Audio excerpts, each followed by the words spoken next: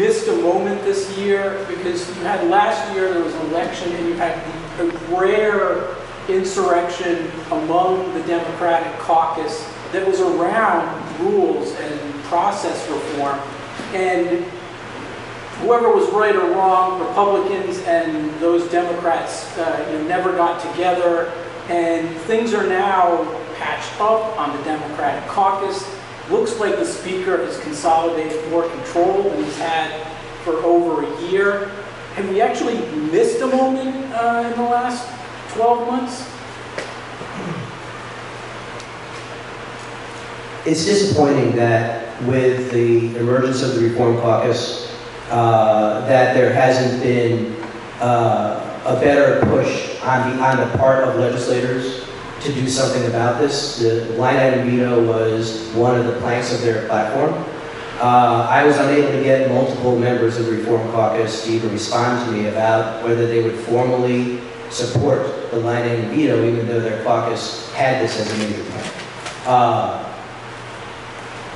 The legislators in our General Assembly, on both the House and the Senate side, have been using the line item veto as a political sledgehammer. They're using it to trade it away. They're trading the line item veto away to get things when the Senate unanimously sponsored the veto, but then failed to bring it to the floor. That was a political stunt. I don't know what the Senate got for killing the line item veto, but they brought the veto right to the edge and then they pulled it back. So what you're seeing happen here today is the beginning of a year-long effort to force the legislature next year early in the session to tackle the veto head-on, to tackle the budget process head-on. We can't allow this reform effort to languish throughout the entire session and then get settled out at the end after all the horse trading happens. This has to become an issue that's so important that it must be dealt with early and separate from everything else that happens. That's what you're seeing the beginning of today. And then on Dr. Pedro, I mean, Dr. Pedro and his therapy wasn't actually in any budget documents, even at House Finance saw. It was in one of where it was allegedly going to be in one of these letters that goes out after to the agencies, the way they used to do the grants. Is that really the problem? He's sort of after the budget, not really in the budget, but we're going to tell the executive branch you have to do this. Is that really the issue? So I've talked to people who've been part of the Rhode Island budget process in previous administrations, and they all confirm that there is in fact a database of line items that will contain things like Dr. Pedro. So when Governor Raimondo told us publicly that she removed Dr. Pedro from the budget, he had to have been removed from this database of line items that gets transmitted along with her executive summary and the budget articles that she sends over to the House. It's also the only way that Speaker Mattiello could know that Dr. Pedro was gone, and it's the only way he could put him back in and have all the budget numbers line up at the end. This database of line items exists. I've been told and assured that I'm right that it exists. The problem is it's maintained in secret and it's kept from our view. That's one of the fundamental things that has to change to be made different. What's your take on the fact right now is for either of you, the Senate hasn't voted on the budget yet, it's not even scheduled.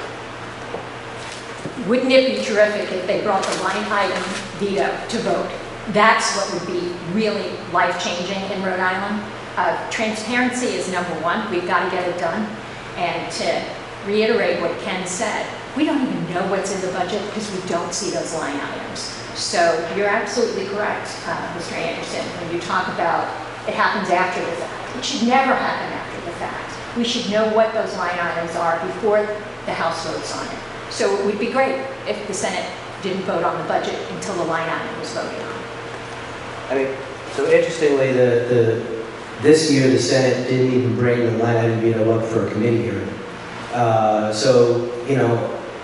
understand the politics and we all understand the politics that run through this building across the way. So that's why you're seeing what we're doing here today, and what you're going to see and hear over the next year is going to be a sharp focus on putting a lot of pressure on the legislature and individual legislators to deal with this at the front end of the next session and to get this through the Senate as early in the process as we can and really force the issue in the House and try and get this all done before all the horse trading at the end. There's an election in 2018. The line item veto must be put on that ballot to amend our Constitution. We have to do it in the next session. 2020.